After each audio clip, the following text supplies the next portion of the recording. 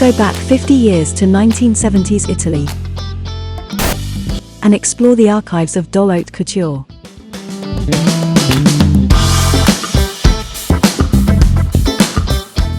Corrine, the vintage fashion doll by Italo Cremona, is a model of 70s elegance, standing at 15 inches tall.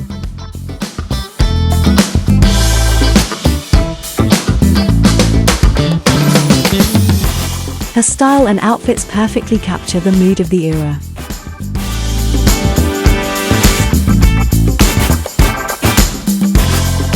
Colors are muted, with autumnal shades to the fore.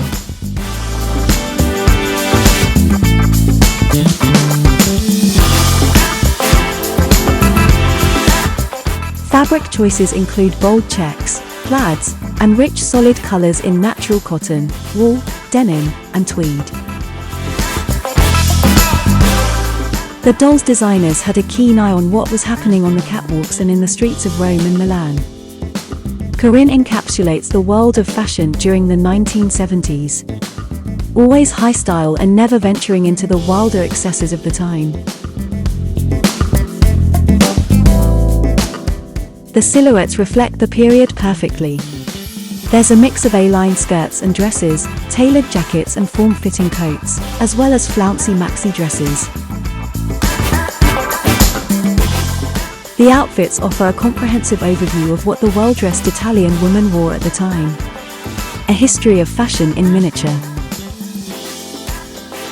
Some of the looks are still being reinterpreted by today's designers, not least Miuccia Prada, who is renowned for using minimalist designs to achieve a traditional style with modern influence.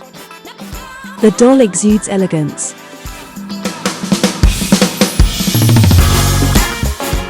Cropped bomber jackets are teamed with oversized woolen plaids.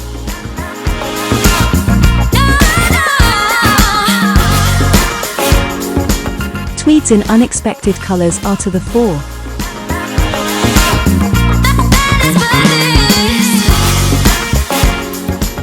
The classic blazer and skirt combo is given a modern spin, with oversized lapels, giant shirt collars and a Miss Marple inverted pleat.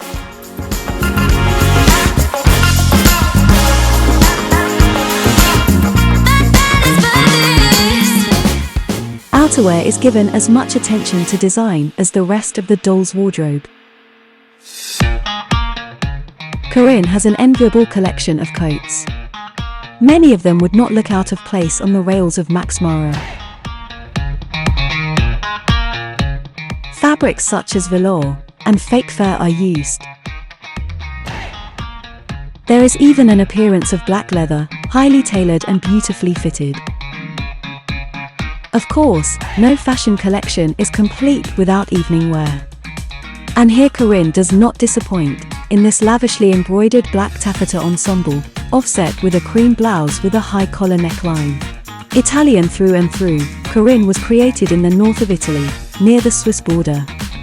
The Italo Cremona factory is not far from Milan, the powerhouse of Italian fashion. The doll's designers would have been well aware of the latest styles being made in this nearby fashion hub. Italo Cremona, the founder of the factory, was born in Castiglione Alona in 1891. From 1922 he manufactured celluloid products, such as combs, glasses, and toiletry items, as well as the mother of pearl, used for the facing of accordions.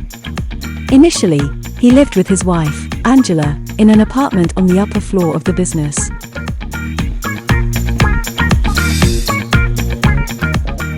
Corrine was widely advertised in the press, both at home and abroad. She appeared in the Sears Wish books from 1971 and 1972. She was a more expensive offering than similar fashion dolls, due to her quality and the attention to detail, but nevertheless Corrine established her place in the American market. The press ads give us a glimpse of the range of outfits and accessories that were available.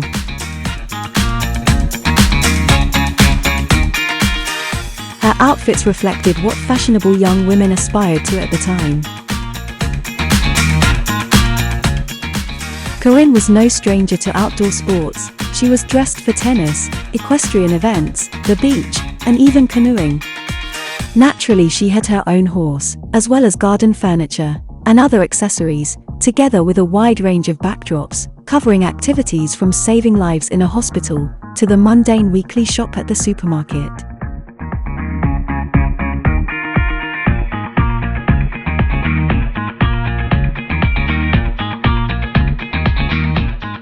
The company understood the power of marketing.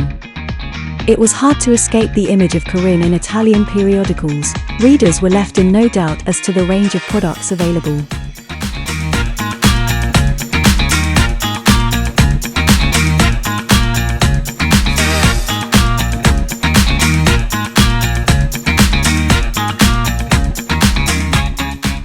Gift sets with several outfits were produced, as well as travel cases and individually packed outfits.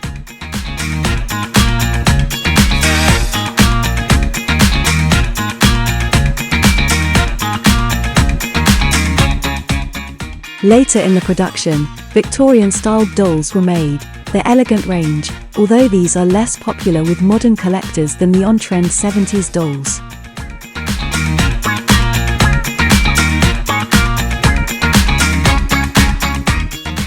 Smaller, less costly fashion packs were also made, aimed at pocket money pricing.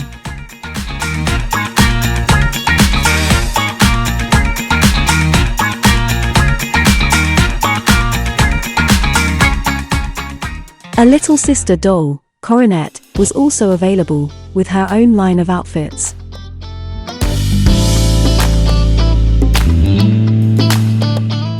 The doll had her own catalogs, to showcase the entire Corrine line.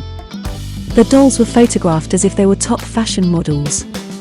Bright colors from the palette of the decade were employed, together with modern illustrations, similar to those used by major Italian fashion houses. Everything was shown clearly and in detail, so consumers had a very good idea of the products on offer.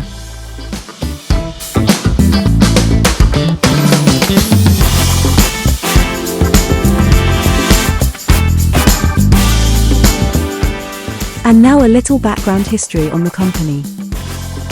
During the 1930s, Italo Cremona was the first manufacturer in Italy to replace the highly flammable celluloid with the less combustible cellulose acetate, and to use injection molding for the production of sunglasses. The factory continued work during the war, but in 1946, when Italo Cremona died prematurely, his sons Bruno and Fernando took over operations. The young Cremona brothers found themselves managing a sizable business with over 600 employees. Through to the early 1950s, sunglasses were the factory's main product. But this limited sales to the summer months.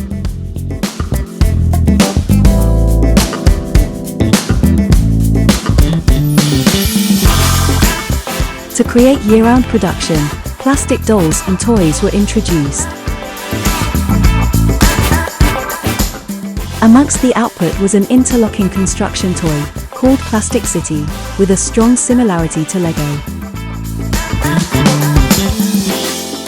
The multicolored building blocks were produced in a variety of sets and included figures for additional play value.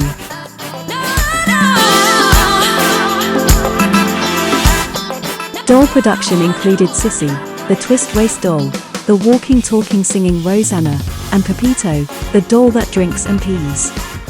Licensing deals were also sought, for example to produce the popular mouse character, Topo Gigio, during the 1960s.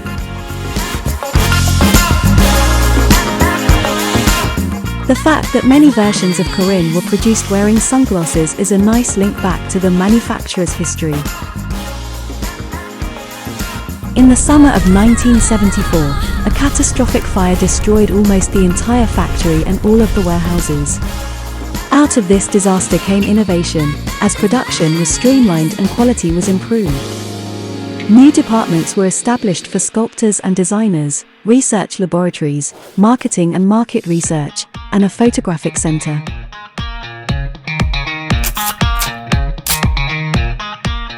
In addition to sunglasses, fashionable eyeglasses were made under license from prestigious designers such as Versace, Valentino, and Crizia.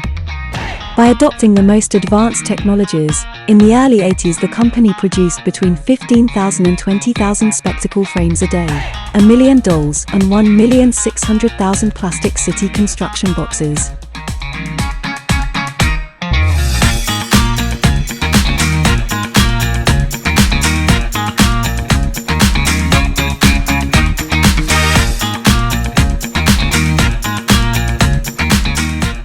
By the early 90s, toy production was increasingly moving to China and the Far East.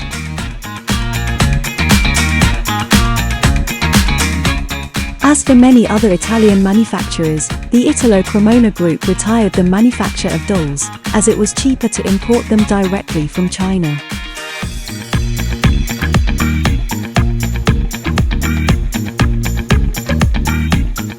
From this point, the company's focus was on luxury eyewear.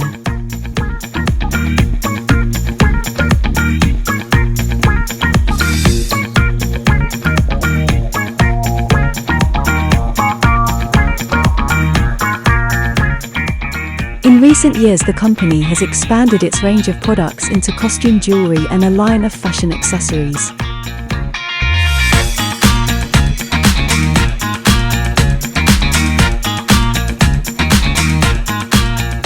Sadly, the quality fashion doll production remains in the past, as Italo Cremona continues to evolve to respond to the needs of today's changing lifestyles.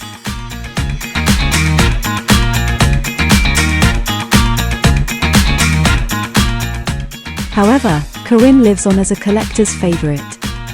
She has attained a place amongst other, perhaps more familiar dolls. Although less well-known than her American cousins, Barbie and Tammy, Corrine is nevertheless most sought after, and extremely popular with her aficionados. Her classic looks, rarity and iconic status make her a highly desirable fashion doll, and a fitting legacy for Italo Cremona.